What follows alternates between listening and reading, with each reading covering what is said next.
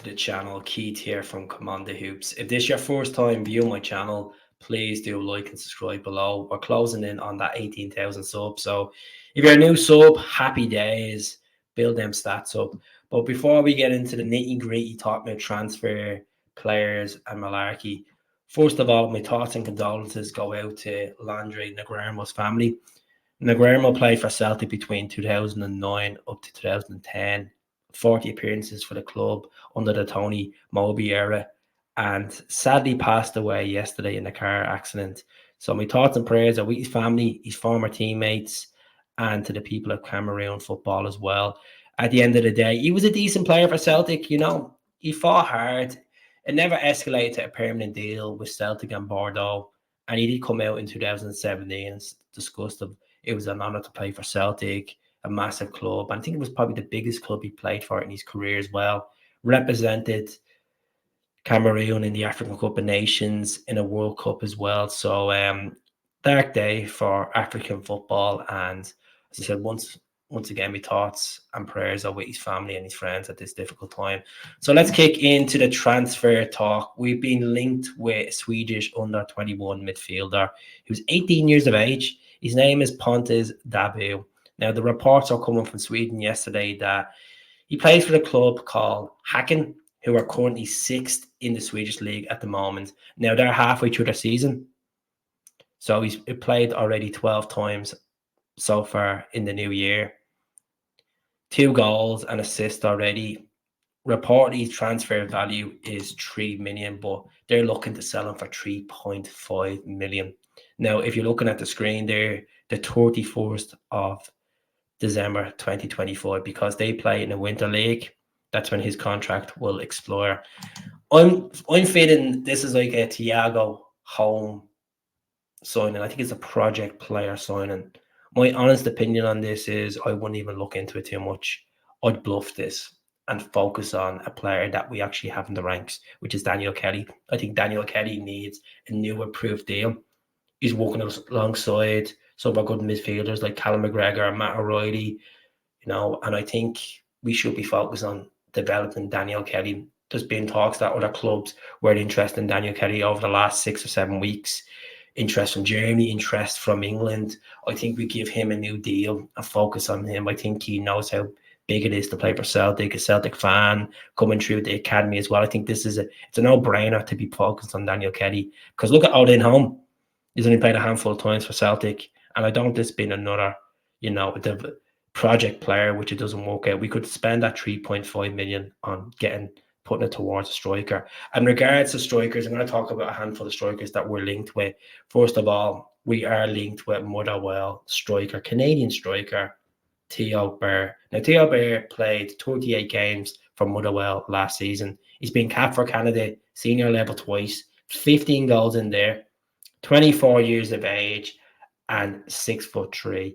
I watched this guy a couple of times against ourselves, against Rangers, and he's a really good, interesting attacker.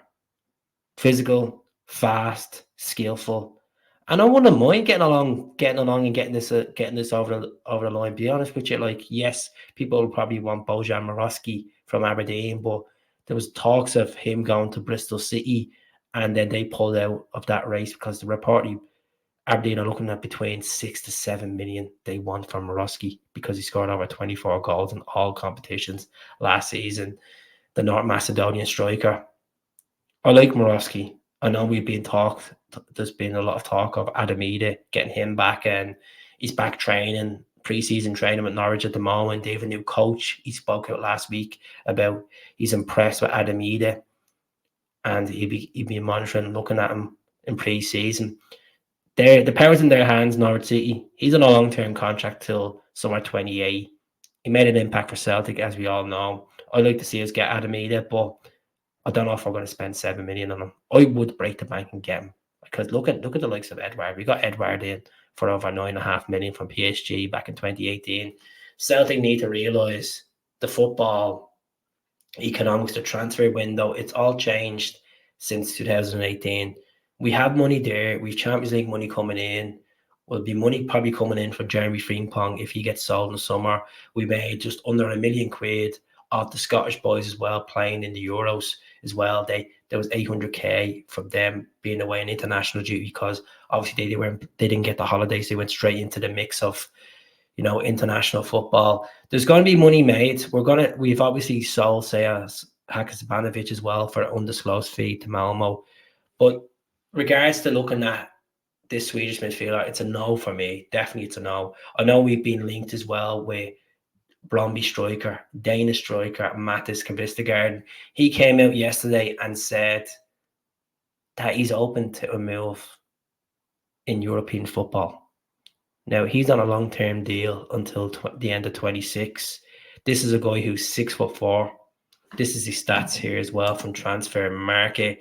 10 goals, 7 assists, really good holding player. Hasn't been capped for Denmark senior team, but the stumbling block with regards to kvistgaarden is they're looking for around 7 million. BRONDBY are. I don't think he's worth 7 million, to be honest, which is I'd rather get THEO BAIR in. I'd rather go for Adamida, where we've had experience of someone going in the Scottish League, even with Roski for 7 million. I just think I think it's a big gamble. Big gamble on a guy that hasn't been capped for his senior level, that hasn't played much European football as well. I think it's a big gamble. Regards to Paulo Bernardo, he's back training with Benfica. There's been a stumbling block regards to getting him on a permanent deal, and the record in Portugal have came out today saying that Celtic and Benfica are still looking to get a deal over the line. Now, reportedly, Paulo Bernardo is on 30 grand a week. I can't find anything regards to his salary anywhere. I've checked everywhere, and I can't see anything with regards to his salary.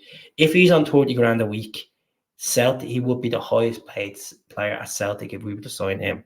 I don't think Celtic should be paying 30 grand a week for Paulo Bernardo. I'm sorry. We have bigger assets there, like Carter Vickers, like Callum McGregor, like Kyogo. Yes, Matt O'Reilly's still at the club. He's probably more likely doing the pre-season training like majority of the squad now. They're preparing for their first game pre-season against Ayr United next week in Somerset Park down in Ayrshire. So Paulo Bernardo, look at 23 years of age, 33 appearances for Celtic, 5 goals in there. It's a Benfica fairy tale if we were to get him. Like, I rate him. I think he's a good player, but is it a case that has the ship sailed with this? Is it a case that Celtic were looking to get him for 3.5 million? Benfica want a bit more than that. There was a party that we were looking to get him for 6 million at one point of the season. But another former player that was in the Benfica ranks is Jota. Now, look, I know you're probably rolling your eyes and saying, well, Tierney 1 week, Jota this week, who's going to be next? Next week, is it going to be Paddy Roberts at this rate? Regards to the situation of Jota is, we all know Jota hasn't settled in Saudi Arabia. We all know Jota struggled to get into that team. He's worked under 3 different managers for Al Ittihad, and he's came out and spoke to Saudi news media, TV24, saying he would love a move back to Celtic. He would love a move back to Celtic. I don't know if that would be a long capacity.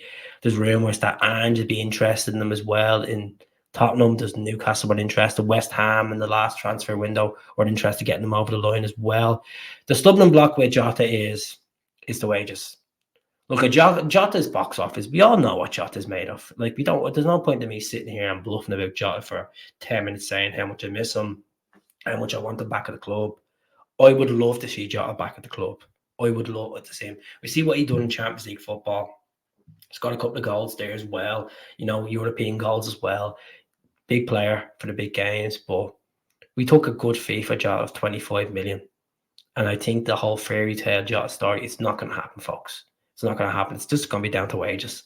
Like the guy's probably missing Glasgow, missing his former teammates, missing playing first team football. And I think the most he's probably missing, being idolised by the fans.